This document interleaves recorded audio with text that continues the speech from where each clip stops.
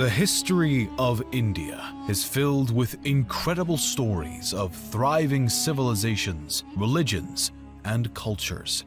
Dating all the way back to the Paleolithic age, India's civilization is one of the oldest that we know and has played a part on the world stage for centuries, and even still today. While it is impossible to truly capture all of India's history in one video, it still serves as a worthy topic to delve into.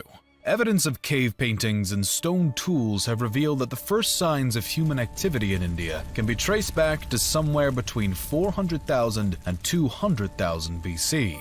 Details concerning the civilizations inhabiting the region back that long ago do not exist, but we do know that one of the first sophisticated societies to walk the lands of India was the Harappan people, who likely existed throughout the first few thousand years BC. Positioned along the Indus River, the Harappan people had their own writing system, advanced social and economic system, and impressive urban cities and architecture. It is unknown why this civilization collapsed around 1500 BC, but some attribute their demise to the common floods and other natural disasters in the region, or potentially invaders from Western and Central Asia. The next known civilization to leave a mark on Indian history books was the Vedic Aryans. These people were initially migrants who spoke an early form of Sanskrit and were determined to stay true to their own tribal identity. The name they've been given, the Vedic people, comes from 4 sacred texts, or Vedas, that have presented researchers with a glimpse into the civilization's lives and beliefs. These Vedas are often considered to be the oldest Hindu scripts, and the Vedic civilization is believed to have spread their culture across a large portion of India by roughly 1000 BC.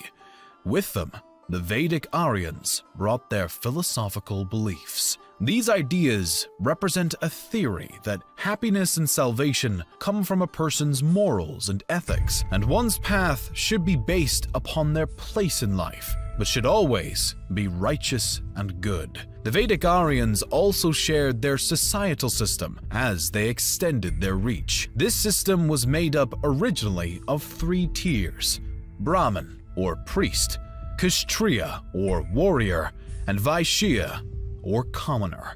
The Aryans continued to spread their tribal settlements across India throughout the following centuries as their own civilization grew and flourished in both culture and trade. A series of 16 individual settlements or states spanned across northern India, including the Gandhara, Kosala, Kuru, and the Magadha. The latter particularly flourished under the rule of Chandragupta Maurya during the 4th century BC as it began to expand, and its leader grew his own authority and worked to form the Mauryan Empire, which is believed to be the first Indian imperial power.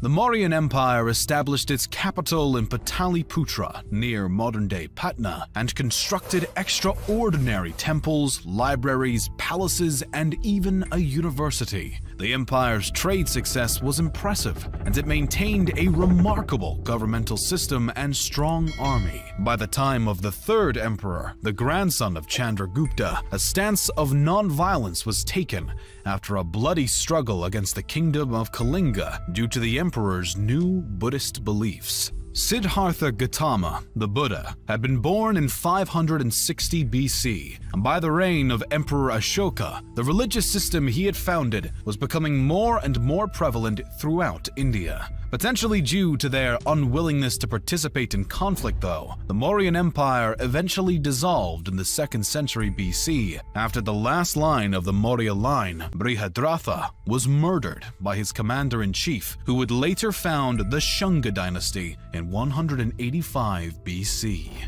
Despite the fact that Brihadratha's assassin Pushyamitra was rumored to have persecuted Buddhists, it appeared that Buddhism faced no decline concurrent with his rise to power. During Pushyamitra's reign, his kingdom maintained authority over a series of provinces as he stood his ground against other powers attempting to expand their territory towards his own. After the monarch's death, though, his dynasty seemed to have fallen in terms of importance. The dynasty is not known to have done anything notably relevant, and their control was short-lived.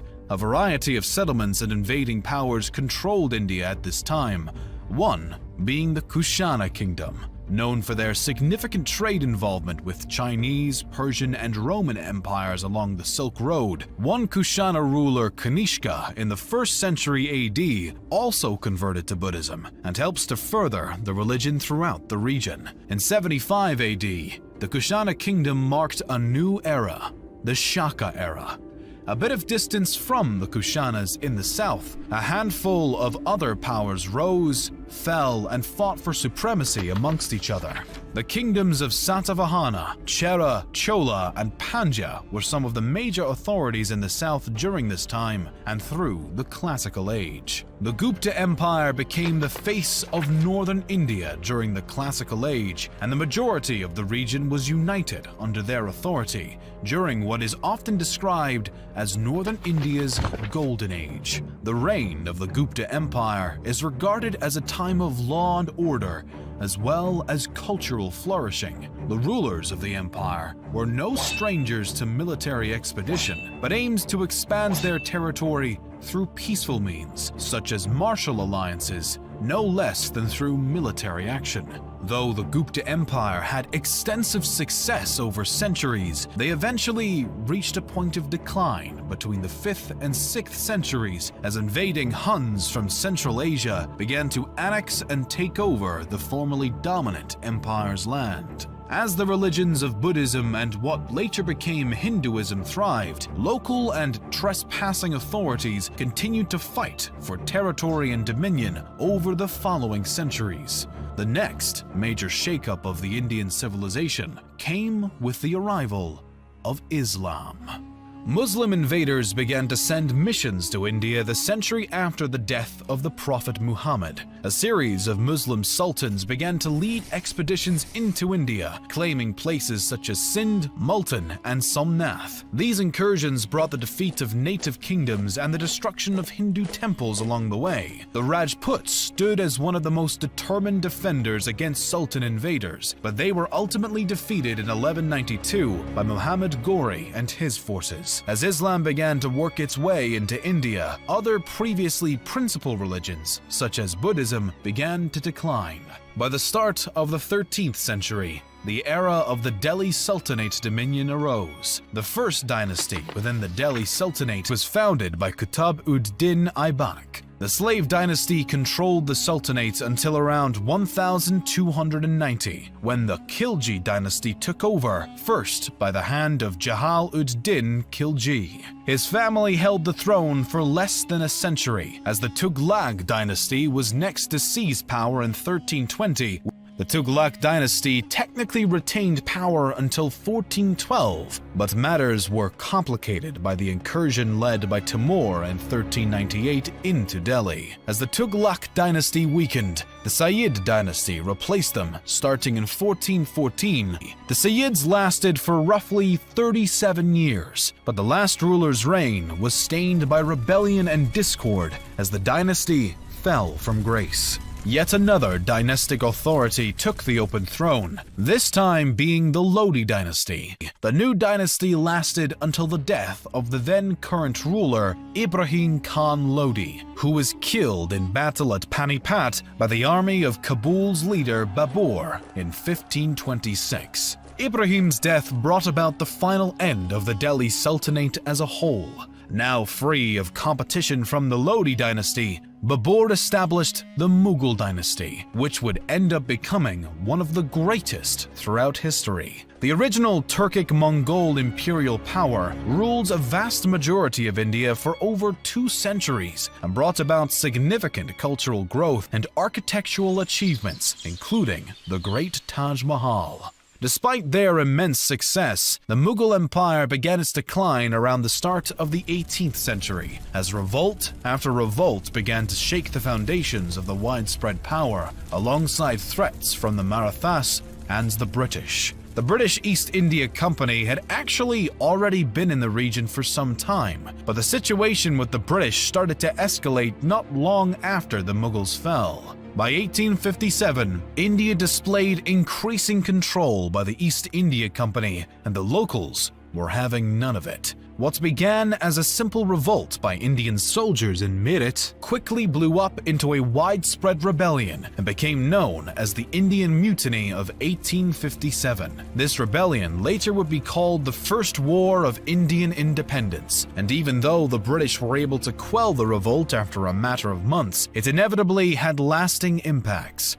In response to the mutiny, on November 1, 1858, Britain's Queen Victoria declared that India would be ruled in the name of the British Crown from that point on. Locals maintained their disapproval and anger at the British supremacy over their land, and nationalist sentiments and movements were far from extinguished. The next major move towards independence came when Mahatma Gandhi and the Indian National Congress decided to withdraw all cooperation with the British government, beginning the non-cooperation movement following the end of World War I. When this strategy did not bring the wanted results, Gandhi adopted a new technique in the form of the civil disobedience movement in December of 1929. Essentially, the movement was made up of the declaration of an Indian Independence Day that would be celebrated on January 16th, and complete disobedience of any orders by the British government. Again, Gandhi's strategy failed, and this time he was even arrested, while many other rebels were murdered. Still, the British were eventually pushed into the Round Table conferences beginning in November of 1930, the second of which Gandhi attended. The conferences marked another failure, and civil disobedience reignited. Gandhi's next attempt, the Quit India movement, again made no drastic progress. World War II brought about new issues as India was forced into war by the British, but at the conflict's conclusion, a new Labour Party came into power in India and showed sympathy towards the fight for independence. Finally, as August 14th turned to 15th in 1947, India became an independent nation.